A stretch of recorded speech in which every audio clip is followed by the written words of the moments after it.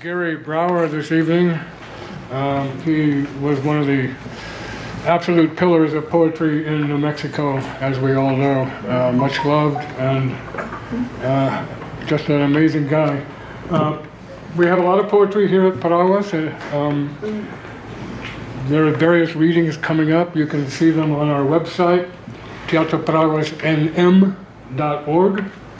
In fact, we have one tomorrow at 5 o'clock with Aaron Rudolph from Las Vegas, New Mexico, and Ken Hada from Oklahoma, and Alex Salinas from Texas. So it's my pleasure then to my co-conspirator here, Karen, who called me one day and said, let's do a tribute to the amazing Mr. Gary. And so I said, well, sure. And so without further ado, Karen Peterson. So basically, I'm just introducing all of you, and I'll read also. So the first poet will be Marie Aragon. Okay, for my first poem is about wild horses. That was the first one that Gary published, and he liked the idea of the wild horses because, you know, there's some running around in placitas. Wild horses. Wild horses. In the coolness of autumn, I watch horses, wild horses, in the valley below, galloping, kicking up hooves, running with abandon, nipping at manes, tails flying in the wind. Horses, wild horses, sired by descendants of the Spanish colonial herds, Andalusia, Belano, Berber, fathers and forefathers, ridden by all nations and settlers. The offspring now roam the fields of Piñon and Chamisa, living on wind, water, and weeds.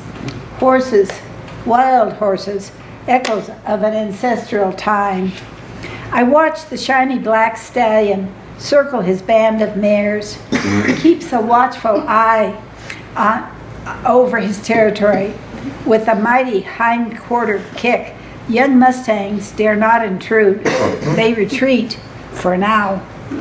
The stallion leads a young mare to the foothills of the Manzanos, nipping as they race, sweaty bodies touch, nostrils flaring, snorting, hearts pounding, fire in the blood. No trophies here, just a birthright of a stallion, a wild Mustang.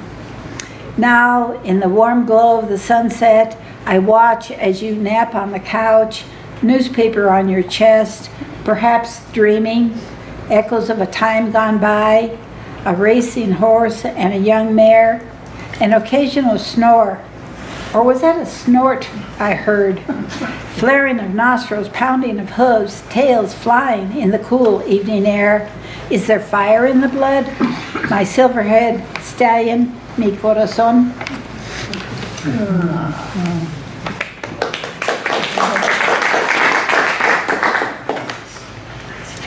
Una tierra sagrada, aroma de café y fast food. A sacred land, aroma of coffee and fast food.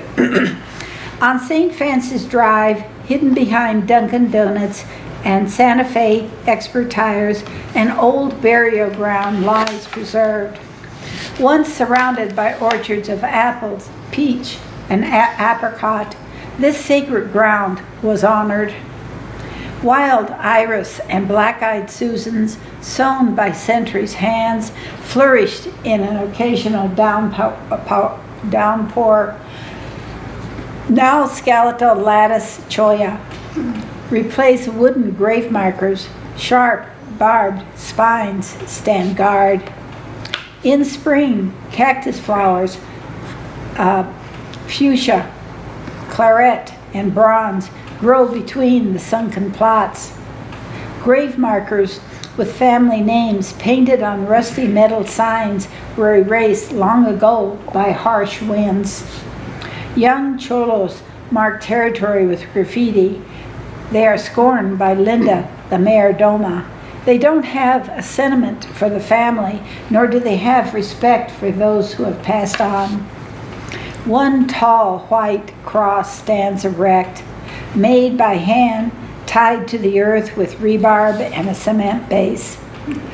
El Cementerio de Guadalupe was consecrated in 1886 by Archbishop Lamy for descendants of early settlers, their bodies buried, their families mourned. Keeping vigil on Early Street is a life-size Nuestra Señora de Guadalupe painted on a tin shed in turquoise, green, and bronze. This lady watches over the burial plots of Jesus y Martin Romero and the early colonists who dared to settle this harsh, arid land. In the solitude of this forgotten Tierra Sagrada, where history is recorded on gravestones, a single sparrow surveys her nest of eggs.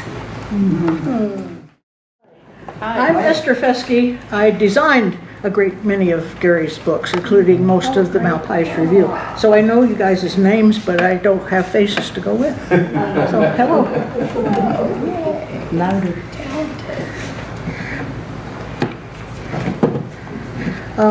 I'm reading from Escaping the End of the World, which is mostly autobiographical, pretty much autobiographical poems. A couple of my favorites.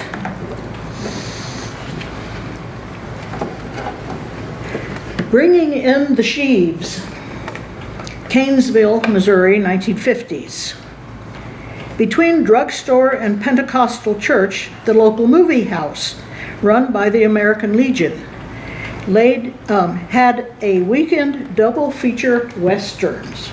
10-cent bags of popcorn, 25 cents admission. One Saturday night, Holy Rollers next door sang, "We shall stand rejoicing, bringing in the sheaves." While on the screen, the bad guy said, "Stand back or I'll plug ya." The Pentecostals yelled in ecstatic gibberish in their cement block church, while on the screen, Black Bart yelled at the cops, "You'll never take me alive." In the final filmic shootout, Bart and gang, trapped in a dead-end alley, fired back at the cops, while from the church, the Holy Roller Choir sang and clapped, tried to bring in the sheaves of sinners. Suddenly, as Bart escaped over a fence, there was even louder shouts from the church, drowning out the movie soundtrack. Later, we found out a large woman had rolled holy and holy under the pew, gotten stuck. Her rescue was said to be miraculous. Bart's flight from justice only temporary. The popcorn good for either show.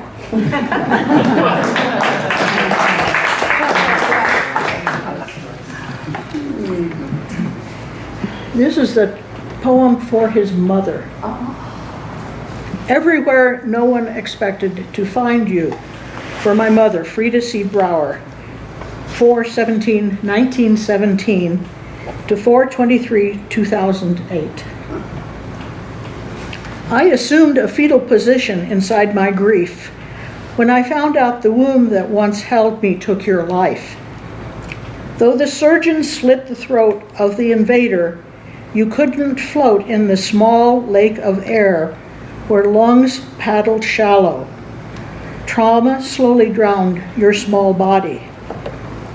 In the ICU, you wore the gladiator mask for the forces of oxygen to fight in the arena of your bed. While on the walls, I imagined your landscapes, animals, birds, pictures from before arthritis grabbed brushes from your hands. And I heard you sing, your voice from decades past, in my memory's ear, in small towns and churches that disappeared in the twilight of your voice. Years after your infant sister died before you, you lost your childhood after a stranger with a strange name strangled your legs. After your parents went bankrupt trying to move the immovable paralysis from your body. After doctors said you would never do what you later did. Some believing you couldn't continue your family's genealogy. cause of your later fascination with the generational who's who in waning fortunes of a waning family. When I was born, child of our abandonment by the man who got cold feet after the wedding, they told you I would die, a boat too small in the amniotic ocean that somehow reached shore, living proof of your maternal ability for doubters, just as wooden sticks propped much of your walk through life, allowing mobility and later work, driving a car with a handbrake and special pedals. Let everyone know you were human after all. You saved your anger for those who looked at you with cheap pity. When you and my real father, the second, an orphan, who did what the first wouldn't, decided to marry, you came to ask me, the child between you, what I thought, surprised when I asked for the when of what you wanted. And so two outsiders, orphan and polio victim, joined unlikely till death did they part, 61 years down the dance floor. When your father, my grandfather, died, when your mother, my grandmother, died, when your daughter-in-law, my wife, died, when her parents, my in-laws, died, when your friends, my friends, died, when your unknown sister, my unknown aunt, died, when your husband, my step and only father, died, when it seemed the world was a small clearing in a forest of death, where we tried to prepare life like a meal over a fire made of fear, traveling between villages named Alpha and Omega, along paths in the palms of our hands. It seemed our tears became grains of sand in an hourglass that fell to the ground, breaking years into days, hours into minutes, jagged pieces of time we tried to restore with the glue of memory. You moved your rowboat through life with crutches as oars, arriving in unknown places, everywhere no one expected to find you. And if you got to heaven, you would ask for legs, not wings, because you love to watch dancers glide on the slide of sound. If only you could dance away pain, the dark, indelible ink of sadness that now sketches your empty portrait. If only I could see you dance beyond the whirl in my heart, see you swing to the blue Danube with my father. If only crutches could dance. If only I could let go of your hand. See you two-step and twirl everywhere no one expected to find you. Dale Harris. Lovely to see so many good poets and good friends of Malpai Review here. I'm Dale Harris. I was the Malpai Review editor for its glorious 6 years of publication. And for me, it was an education in excellent contemporary poetry of the Southwest and beyond. Gary's reach was very international, and he was as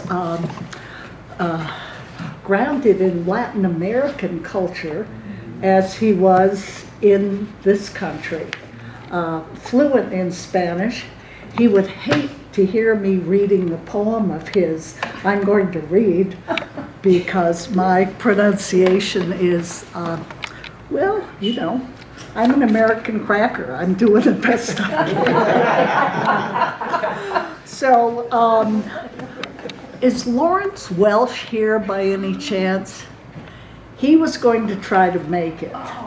But he says, we shared some good times together and a good bit of publishing.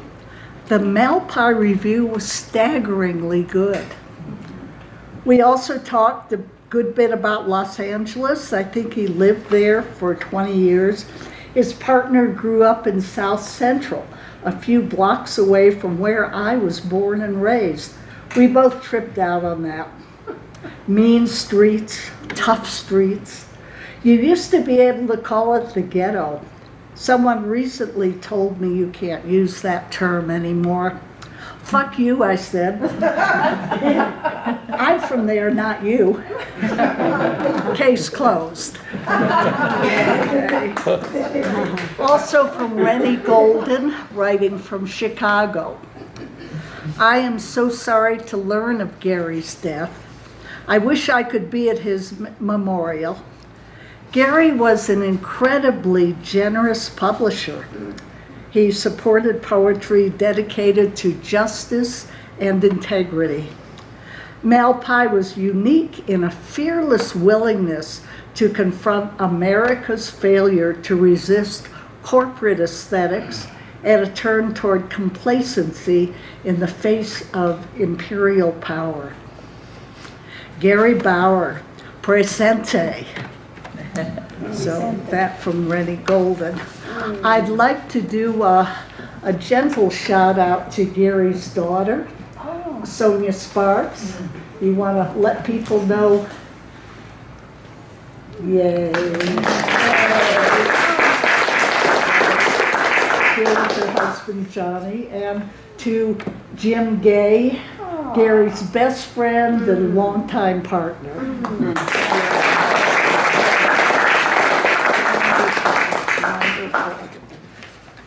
So again, with apologies to anyone who speaks Spanish. Death in Chile, a reprise. 1. When poet Gabriela Mistral, Nobel laureate of Chile, died far from home in 1957, the president took to the airwaves on Radio Nacional, announced a poetic catastrophe. When the tiny cadaver arrived from afar, an elite guard escorted the casket to the Capitol Rotunda, where multitudes passed in respect for countless hours. Black-bordered banner headlines alerted everyone to the funeral period of mourning. After a service of imperial proportions, the poet's cortege wound ever so slowly through streets of Santiago. Black horses pulled the caisson with flag-draped casket. Following on foot, the president, his cabinet, the family, heads of church and military, lawmakers, governors, mayors, and thronging both sides of the poet's final route, more than 1 million citizens wept through flowers. From the windows above the procession, a weeping of petals floated down slowly, silently, like confetti tears. The national grief was broadcast live from Temuca to Arica, from Iquique to Puerto Montt, from Valparaiso to Punta Arenas, from Vina del Mar to Tierra del Fuego. Hushed tones of broadcasters whispered reverently over funereal tunes of endless musical units. Many held a book of poetry above their heads, as if to give the words a last look at their progenitor. On the day of the burial, birds seemed to disappear from the skies of Chile's capital. 2. When the poet Pablo Neruda, Nobel laureate of Chile, died in 1973, it had been 2 weeks since the coup against democracy on September 11th. But before his death, he heard President Allende, at the end of his breath, address the nation as the armed forces attacked La Moneda, the presidential palace. Surely this will be the last opportunity I will have to address myself to you.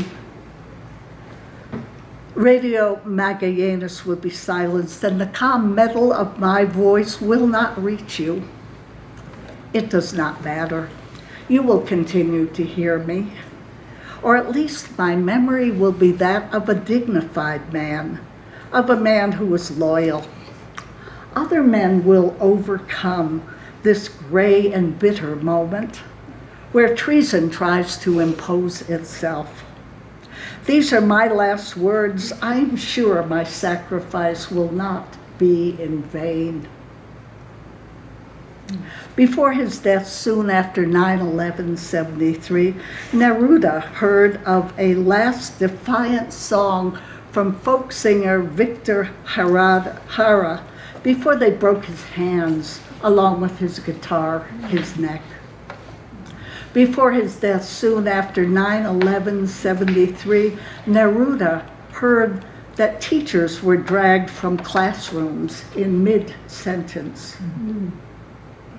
Before his death, soon after 9/11/73, Neruda heard the National Stadium hosted sports other than soccer, using thousands of tortured prisoners.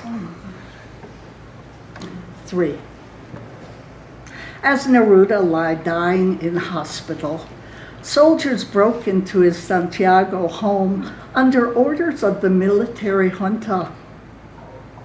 They searched for the Nobel Prize to take turns wearing the medal around their necks as they destroyed windows and doors, plumbing and furniture, papers and photos, artworks and books. Even trees were burned in the garden. When she brought his body home in the wreckage, the widow Matilde grieved over the casket in front of the dead fireplace, shattered shards of glass covering the floor. On the poet's last journey through the streets of Santiago, even the mounted police, as they tried to beat them back, throngs of mourners joined the widow, chanting, "Pablo Neruda presente, ahora y siempre. Pablo Neruda presente, ahora y siempre. Pablo Neruda present, now and always." 4. Can you stand it that there's a part 4 to this?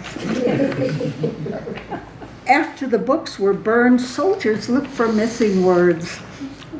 But Neruda's words were smart. They hid among rocks in the shadows of old buildings, arriving out of breath at places of safety, unseen niches. Little by little, some escaped. Others went underground. A few gave up an adverb here, a preposition there, to pay bribes at the border. Often they disguised themselves as words in other languages. An adjective like muerto pretended to be the German tot, or a noun like gaviota would dress up like the English seagull. Some of his words came out of hiding to honor him at graveside, leaving the eyes in tears, other vowels defiant. On the day of the burial, birds seemed to disappear from the city of Santiago, the shore at Isla Negra. In Washington, Nixon and Kissinger read the CIA report of mission accomplished, toasted the rise of the dictator, Pinochet, lit cigars in the East Room of the White House surrounded by guards, words gone bad, rotten to the core. Gary Brower, presente.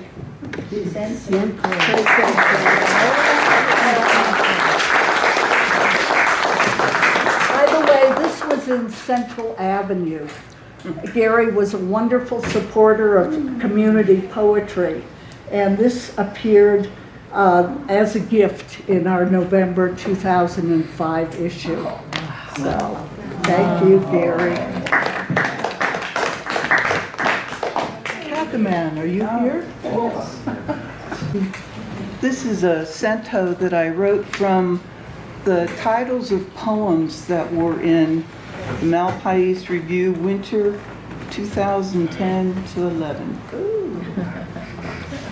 Public domain. My mistakes hang like our constellations in the hunger of crows and the inland sea. Perfect alibis among the skin is an unsure place. Innocence among the waves, if forgetting. A woman alone and bitter who praises rocks and hopes to die as a stranger in a nameless country.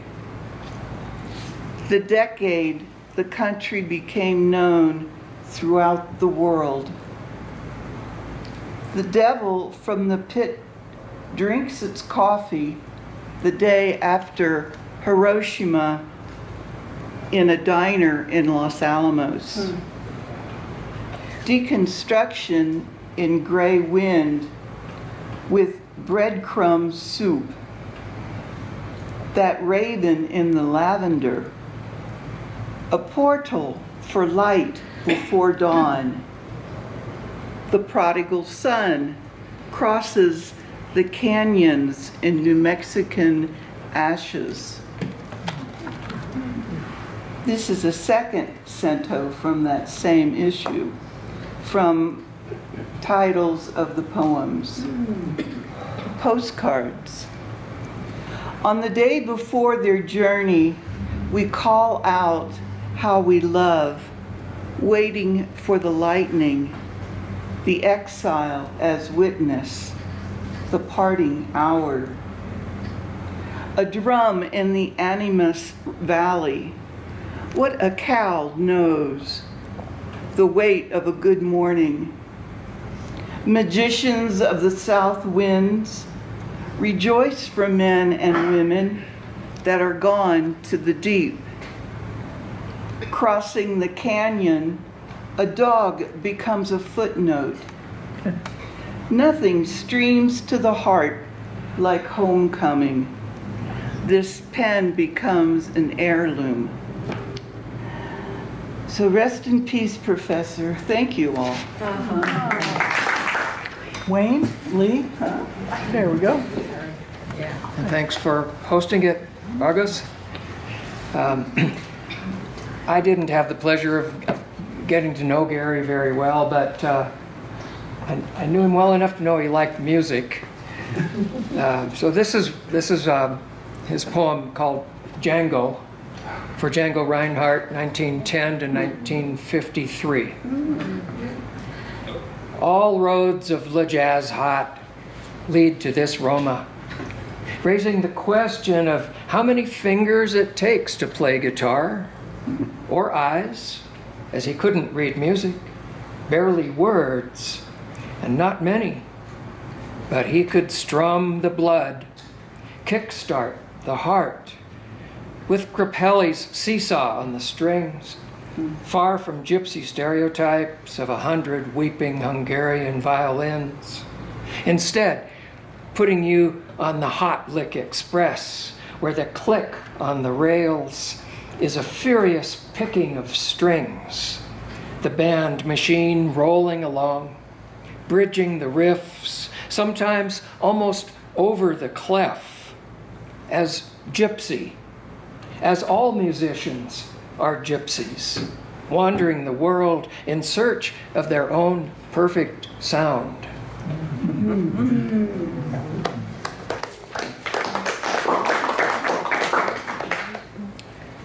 And this is a poem of mine called The Tender Stones. Even at that green age, we knew to stay away from that garden of stones. Those tender stones adorned with roses, crosses, angels blowing their horns toward heaven. Short stones inscribed with just one date, just one Christian name, baby. Even then, as we played ball on the broad green lawns and raced our bikes along the tree-lined lanes, we felt the grief that hung like dead limbs above that shaded patch of grass set back from sight, that lingered like the stink of a decomposing raccoon. Even then, we understood that there was some grief too keen for us to bear, too soon for us to know at our green age. And so we pedaled slowly past that fenced-in place, that yard of short bones, rode past without a glance, without a word. The only sound, those playing cards we'd clipped to our Schwinns with clothespins, jacks and jokers slapping the spokes of our wheels, slow as a failing pulse. Thank you. Donald Levering. So I also chose Django to read, but I'm not going to read that, obviously. Yeah, so Gary was a great jazz fan, and this is another one about Ella Fitzgerald and Joe Pass, called Ella and Joe in Westwood. Alone on stage, Ella and Joe, guitar and voice, pick and pitch, rhythm and song. Joe's hands, fingertip toeing down the strings, digits like tightrope aerialists balanced on vibrato chords. Ella's voice, acrobatic notes swinging in the air, grabbing the bebop trapeze, somersaults, scats, jazz riffs, sound glyphs. The Dead still make music in my memory. Ella with her big, thick glasses, Joe's balding pate, half-picked strum, feeling my front row seat from years ago, still warm. The audience ascending like a cloud in musical sky as a voice travels up the guitar string asking, how high the moon? And this is a tribute poem that I wrote to Gary. Farewell to our compañero. Against complacency, your verse was murderous as a moth-seeking hummingbird. From Kansas and Missouri to Barcelona and Guadalajara, you scattered incendiary poems wherever you went, as if you were a long-haul driver dispensing free kindling off the back of your 18-wheeler. You were a Nuevo Mexico hailstorm troubadour, a dust devil, cocinero, the way you stirred snakeskin comet tails and workers' wounds into a righteously rich, hallucinogenic poetry stew. Shriven of banality, you've rolled off the runway ramp and landed somewhere between the great vacuum and the molten core.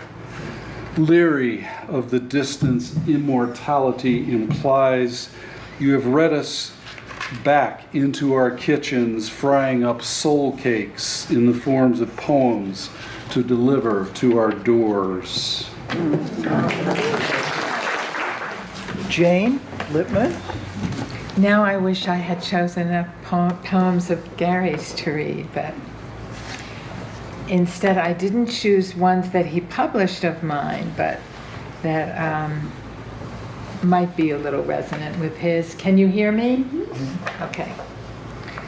I was the flower girl at their wedding. A tiny woman, tight and brave, sits cracked like glaze on a straight-back chair in the grass of Arlington National Cemetery, a flag folded in her lap, colostomy bag under her skirt. The army claims her husband was shot down, evacuating wounded in a medical helicopter. The whole family buys it, even though he was General Westmoreland's chief briefing officer, not a medic. She seems so isolated, sitting there, after the ceremony of the riderless horse and the whatever number gun salute. I move toward her under the wide sky, openness stretching out forever, embracing us, the graves, the small group of mourners, the crazy war. I murmur my sorrow. Her features darken. Your uncle. Uncle? I query, confused. Cousin, she corrects herself. My husband was very upset by your political activities. I managed not to retort. Likewise, I'm sure.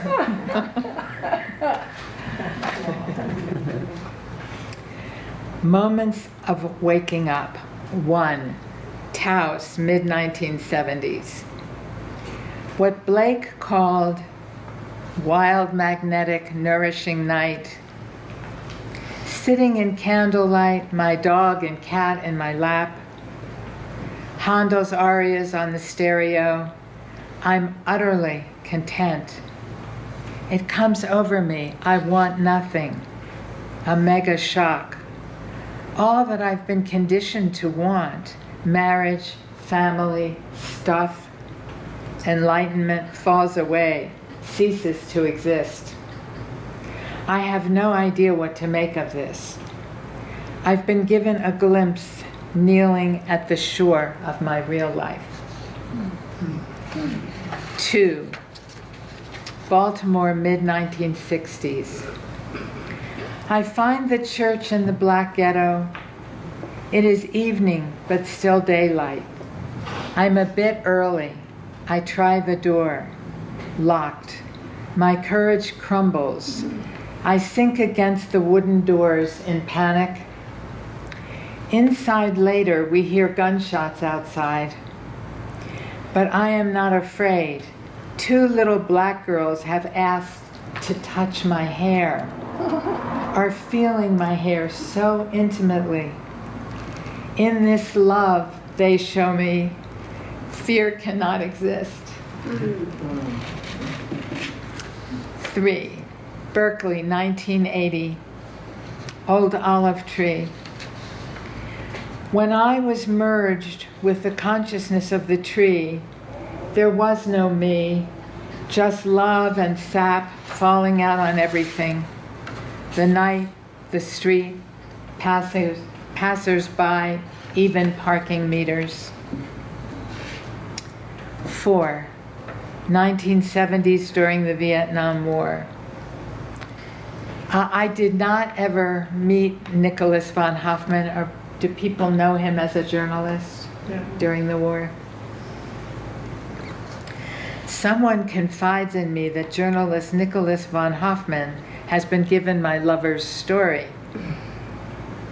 When you make something your master desire, puzzle pieces fall miraculously into place. Miraculously, I find Nick von Hoffman by phone in a motel in the Midwest at 5 a.m. He has the flu. I say, you can't print Rick's story. It's not worth it. He's in a war zone. If it falls on him in the wrong way, all he has to do is walk outside to get killed. Diamond of a guy. Nick didn't print it, and he didn't leak it to any other journalist. All these years later, I wonder if I did the right thing. Rick liked the limelight, might have enjoyed the notoriety.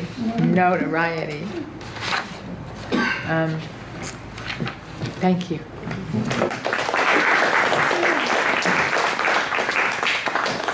Bless you, Gary, wherever you are. Our one and only Argos is next, without whom we would not be here. Thank you, Dale, for reading that poem of Gary's about Chile. Gary was his wrath for dictators was galactic. Oh, yeah. Yeah, if he had his way, we would all be living in paradise. And concerning Chile, James Stake in the back row there is directing a show here at Paraguas called United in Blood. This September 11th is the 50th anniversary of that strange day. So we have both poetry and music with Pablo Neruda, Victor Jara, Vila Tapara, and Gabriela Mistral. So and we open on September 8th, just in time for the 50th anniversary. Gary was so encouraging. He did publish a couple poems of mine.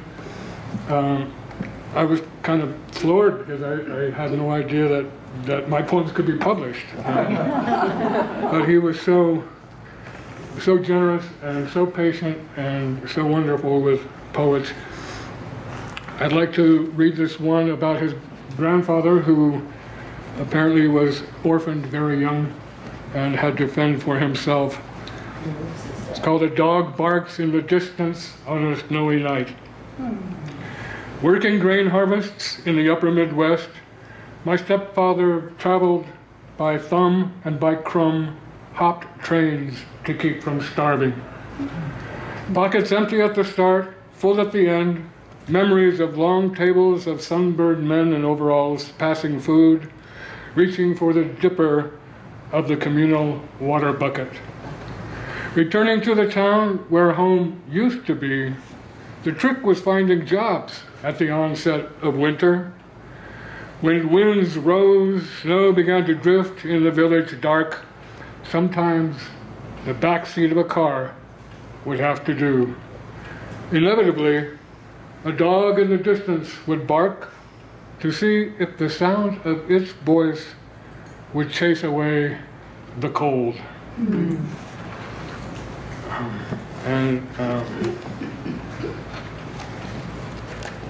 Gary published this poem of mine. He had some editorial comments. He gave the poem its proper title, and in such a loving manner. I just had to look up to Gary. It's called Food Stamps. October morning in the cold drizzle, I see him coming a quarter-mile away like a comet in my conscience, torn sweatpants, t-shirt, ragged poncho, while he hitches to her shoulder every 10 steps. I slept under a tree last night. Can I spend the night with you? Tomorrow. That's his name, he says. Young Navajo, black hair of fallen feathers, fallen further than 3 years ago into the crack between the floorboards of cultures which no carpenter or God can ever fix. Sit him down in the kitchen, coffee, meat, rice, eggs, and bread. You can't stay here, he already knows. Eating 3 meals in one, and who knows the next. Tells me he's been in jail in Utah, tried Colorado, but it didn't work out. Maybe head back to Arizona. Give him an old coat and jeans. Pale sun flickers on the road as we drive to town in silence. Where do you want to get out? Safeway. A handshake, a slow graze of the eyes, a tilted smile. I hand him $8 of food stamps, which a Pueblo man gave me for peaches. He closes the door, carefully walks his spirit way. Kendall McCook. Well, I thought about reading some of the things that I had written that Gary had published. It's such a beautiful series of books, Dale, and just put together perfect pieces of art. But as I thought about the memorial part, I thought I'll just read this. This is Gary Bauer's tribute to my old friend Kel. A full Coyote Moon desperado monologue from the grave. Zapata swings his rifle around and the eyes of men retain the fire to fix fences or burn the world down. Kel Robertson for Woody Guthrie. I camped out in the winter of the world all my life, in the forest of memories, stubborn as treetops, waiting for a summer that never came, burning a lot of bridges for fuel. Sometimes another drifter like me would show up out of nowhere, both of us flapping like torn flags in the breeze, and I'd make tramp coffee and we recited poems at the altar of our alter egos. We watched birds fight for food with jumpy squirrels. I wrote in my notebooks when I could, went to nearby towns to pray at bars that were my churches. Ended up at times in the drunk tank calaboose, sleeping off the past. Next day to the rescue mission where we had to sing I Love Jesus for a plate of food, as if we were seals trained by hunger. I saw Hank in concert once, a drunken Jesus with the guitar. The alcohol of his voice entered every pore of my body like a full dunk baptism in the liquor of loneliness. He was a poet. When Hank saw the light, I saw it too. Wrote by its spark for years, though later he said, there ain't no light. And after his death, I rolled away the stone whenever I could, and Hank walked on the water of his words again, and I sang his hymnal wearing a cold, cold heart on one sleeve and a cheating heart on the other. In later life, my own words and guitar reached out at times and grabbed me a place to stay with friendly women. And I sang of Hank's sudden death and Woody's slow demise and Billy Joe's shavers, old five and dimers like me. When I walked into any church with beer nuts for communion wafers and a bartender priest, I looked at the women there and said, hey, good looking, what you got cooking?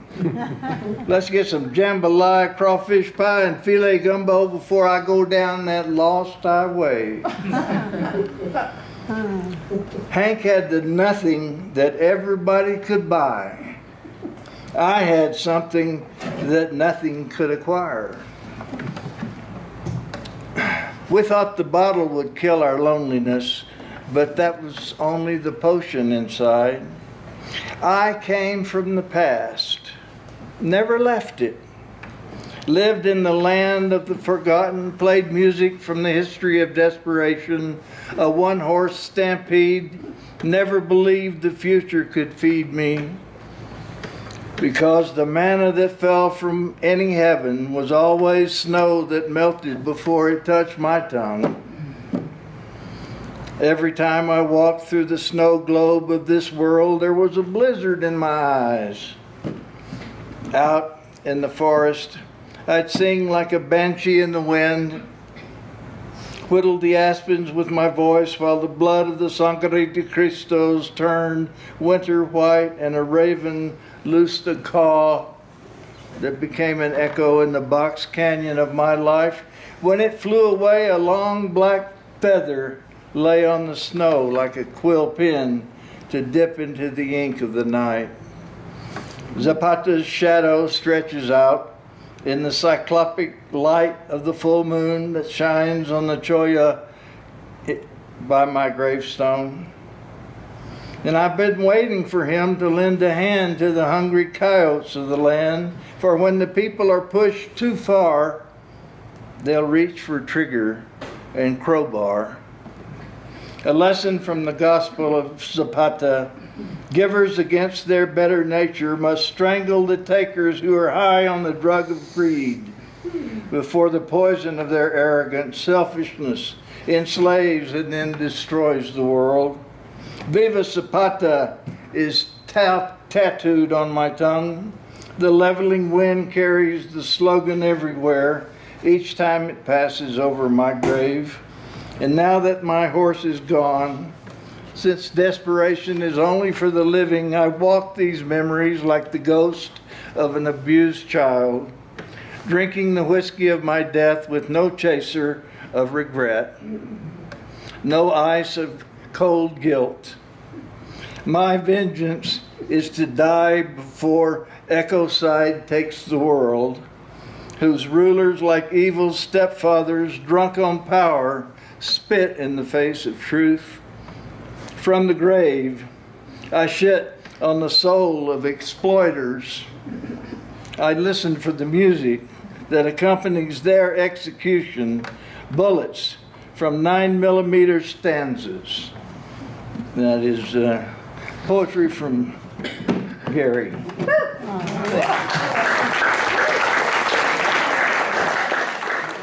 Mary McGinnis.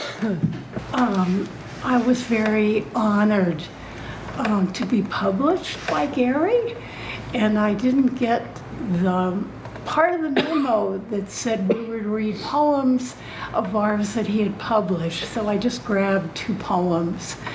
And this first one is in the most recent book that 3 friends and I did together, and it's called In Between. Hot sun on my too warm, thick sweater. I came out for the sun and it settled me, but I'm not sure about spring. Neighbors greeted me while I was reading non-mystical stories about prison life. I'm a little like those in prison, trying to get to the mystical which eludes me. Spent so much time reaching for glamour with my ragged nails. I had a friend who taught me about stones. They were filled with sun's heat or planetary cold. They were always on the road, so we just drove around them.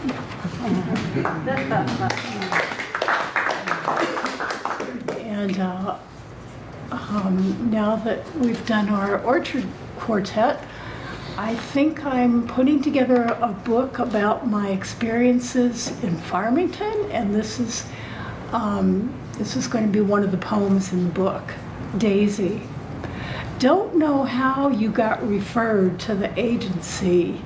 A tiny and intense woman who had experienced many tragedies.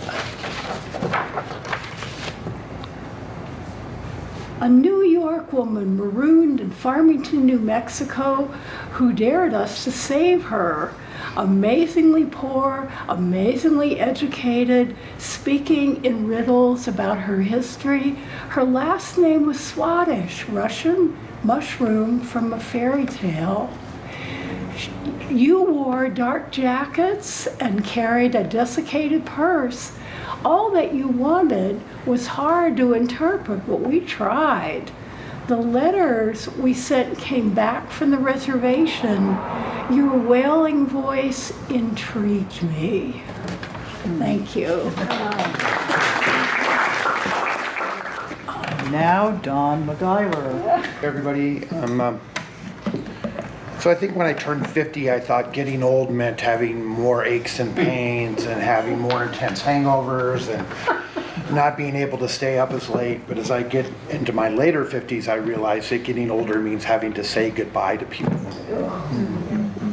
And that's what kind of getting old is. And so I'm going to read a poem. I had the pleasure of editing the jazz poetry section on the Mal Pais back in 2013. I'm not exactly sure why he picked me to edit it, other than, again, I'm becoming a middle-aged white guy, so obviously I like jazz.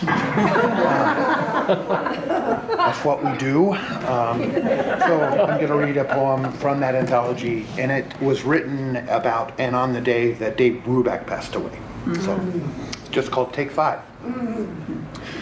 I couldn't take 5, Dave, so when I heard the news, I took what, by subtraction, turned into 2.5 hours off. Then came marching home in 9/8 time and put on Blue Rondo a la Turk, which seemed even more fitting than the tune this poem is denominated for. I wanted to take 5, Dave, but the day was already past its prime, the tempo of my workday winding down as the acolytes and life summaries begin to scroll across my screen. Strangely, I can't tell you the first time I heard this tune, but know when I first dropped the needle on my father's vinyl that I'd known this tune. And now listening to it from my desk, known this tune for what now, forever? Some memory beyond place or time, but always there, as if my father's playing this all the time, just lodged it in my craw like some musical barnacle and waited some 40 years for me to pry it free and check it out. Oh, that song. I never knew its name or who it was. I'm listening to Eugene Wright slide along the bass and Joe Morello on drums. Paul Desmond cuts loose like he does when Take 5 starts to play now, queued up and playing through. There's a strange place this tune occupies as well.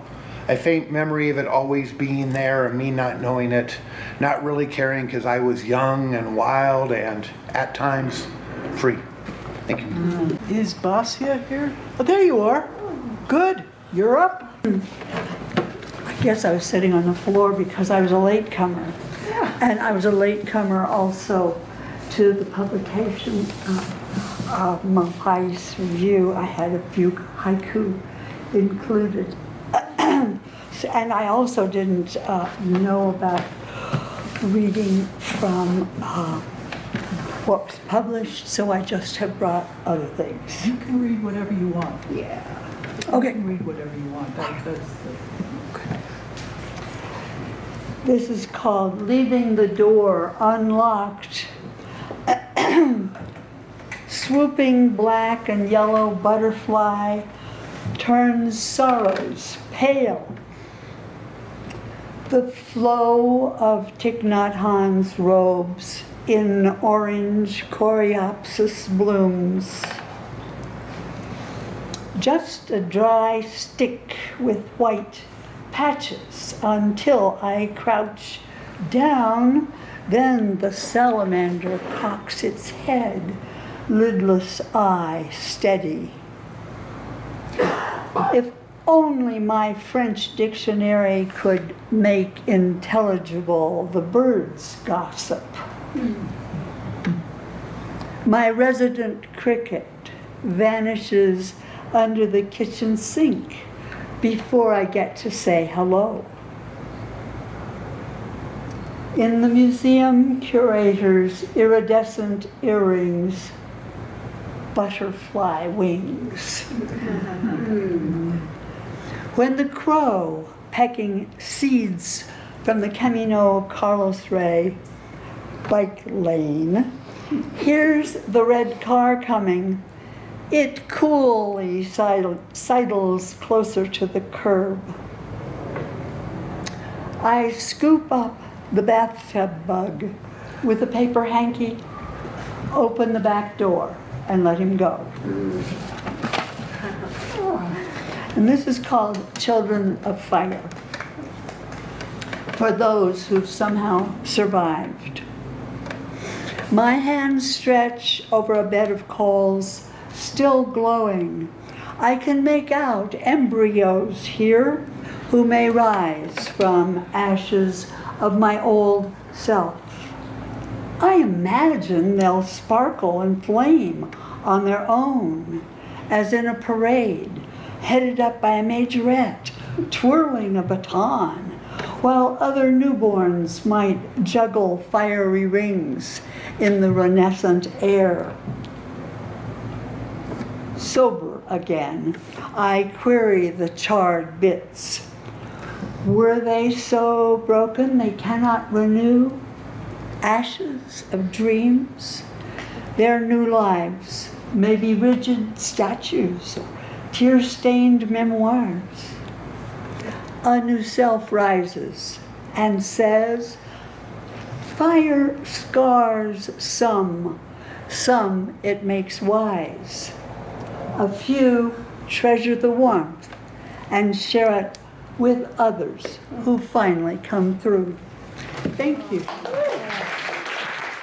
So when I first moved here 10 years ago from New York, Gary published some of my work, a number of poems. And I was very grateful to him for, it was a very nice introduction to the state, and I never forgot it. So I thought I would read a poem I wrote that is based in Mexico. Many of you may know who Graham Greene was, the late English writer. But you might not know, he only wrote 2 books of nonfiction. One was called Journey Without Maps, where he walked across Sierra Leone in Western Africa. It's quite a story. And the other was called, oh God, now I'm going to space on it, The Lawless Roads, out of which Hollywood made a movie called The Power and the Glory. So there's a section in The Lawless Roads that deals with a town called Villahermosa, which I happen to go through also. So this is a poem. I should warn you, it's rather long, but it's the only one I'm going to read. And it's a portrait of a world, really. And it's called Finding Villahermosa, after Graham Greene.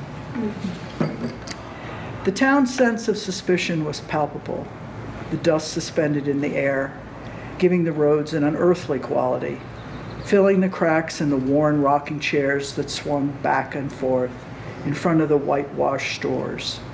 Heat and flies, heat and flies.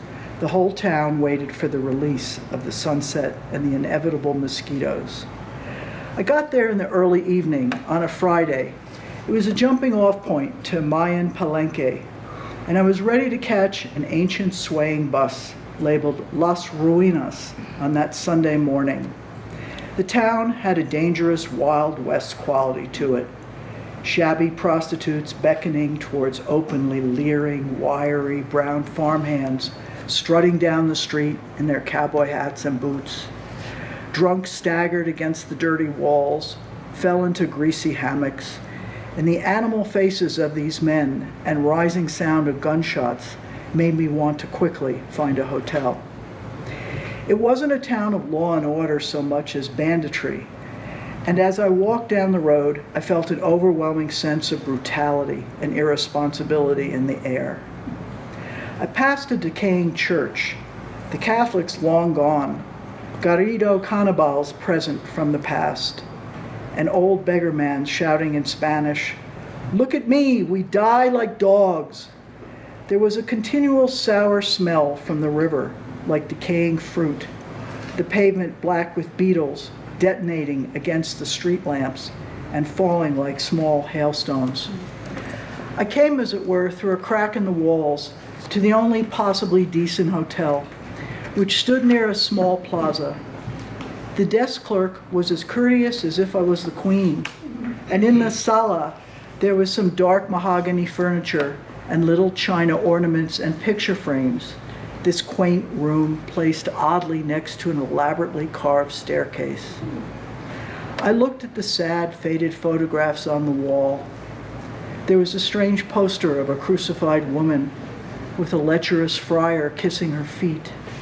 The classic perverted Spanish lesson of Christianity, punishment followed by a lesson of love, found all over the Americas. And then, without warning, the lights went dead.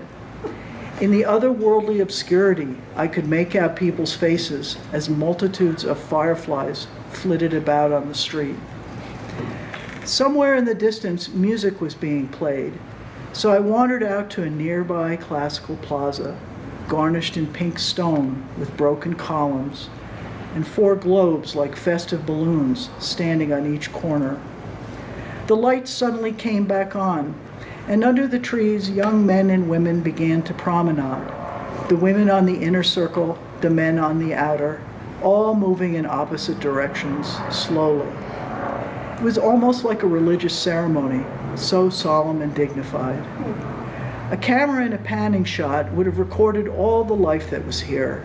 The public jail, an old white-pillared one-story house, which must have dated back to the conquistadores, where a soldier sat with a rifle at the door, as a few dark faces pressed against the bars. A dentist's office with posters of teeth in the window, a government ministry the size of a village store, the secretariat, the treasury, more official buildings with long steps leading down the plaza, and a few private houses with tall, unshuttered windows guarded with iron bars to protect their faded provincial elegance. But at 9:30, with puritanical promptness, all the plaza lights went out, and this stately promenade came to an end. It now seemed safe to walk back to the hotel, and it was, in the sudden calm of the late evening.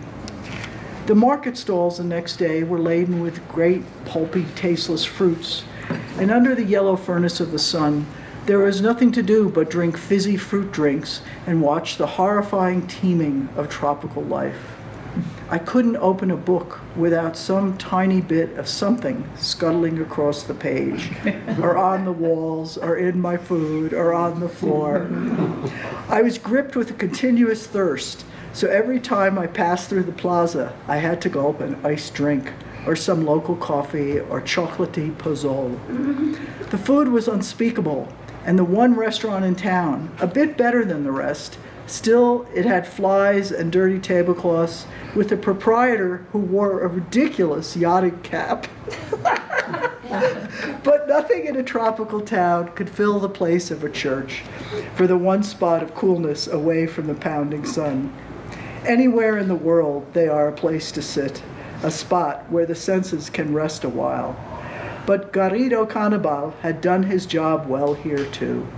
He knew the sacred stones would cry out, so he didn't leave any. In the heat were the vultures, grouping themselves on the rotting roofs like pigeons. Tiny moron heads, long necks, faces like carnival masks, their dusty plumage peering this way and that, attentively looking for a death. The only place you could now find some symbol of your faith here was in the Christian cemetery high up on a hill above the town. A great white classical portico with the ironic legend, Silencio, in big black letters on the gate. Inside was another world, and I almost expected to see the ferryman as I wandered around the enormous tombs of above-ground burial, past glass houses for flowers and portraits and images, crosses and weeping angels, all creating the sense of a far better and cleaner city than that of the living at the bottom of the hill. It is curious how the most dismal place, after 24 hours, can begin to seem like home. It is, of course, fear of the next step, and it is truly quite something to have any emotion to cherish at all in a place like Villahermosa, even if it's only fear. Uneasy, I found I had begun to cling to what I knew. The familiarity of the big tiled bedroom, the fly-plagued restaurant, the walk uphill to the cemetery, the purity of the flower sellers in the plaza, where time goes by so slowly. A few days here was like months at home, but Sunday morning finally came, and I boarded the bus like a drug convict set free at last. It lurched past the plaza, past the drunks in their hammocks, past the old ladies swinging in their rocking chairs, past the gassy fruit sellers, only to finally roar out of town and head for the Mayan jungle as the stoic vultures looked on. Margaret Randall can't be here, but Argos will read one of her poems. Yeah, Margaret is as great champion of the downtrodden as Gary. So Margaret writes, Gary was a good friend since 1964, a fine poet and a pillar of the Albuquerque poetry community. He contributed so much with Malpai Review. He will be missed by me and many. I'm sorry I can't be here today to honor him. And her poem is called About the Light. It's about the light, so you must spend some time in shadow, Emerge with your eyes and every pore open to receive the brilliance of landscape without it blinding you. Cold, like heat, warms our fingertips, if only by contrast in those places where embodiment cancels the answer that didn't come, the wall that should have had a door in its history of stone. If you explain everything in relation to everything else, you miss what disappears between, becoming dust, then rising like a phoenix in your hands. What touches you and what escapes on ultraviolet beams or caresses your brow with gentle music and cool hands is only on loan for as long as you live. After that, it's no longer your problem to solve from first gulp of air to last voice heard. All that busyness that keeps us from the work that matters. Well, then we close with a poem by Arthur Say, who can't be here. He's overseas. Whoops, wrong, hold on. You don't want to hear that again, the one I, wait a minute. Okay, it's called Adamant. Deer browse at sunrise in an apple orchard, while honey locust leaves litter the walk. A neighbor hears gunshots in the bosque and wonders who's firing at close range. I spot bear prints near the Poake River, but see no sign of the reported mountain lion. As chlorophyll slips into the roots of a cottonwood and the leaves burst with yellow gold, I wonder, where's our mortal flare? You can travel to where the Tigris and Euphrates flow together and admire the inventions of people living on floating islands of reeds. You can travel along an archipelago and hike among volcanic pools, steaming with water and sulfuric acid. But you can't change the eventual adamant body. Though death might not come like a curare, dip dart blown out of a tube, or slam at you like surf breaking over black lava rock, it will come. It will come. And it unites us, brother, sister, boxer, spinner, in this pact, while you inscribe a letter with trembling hand.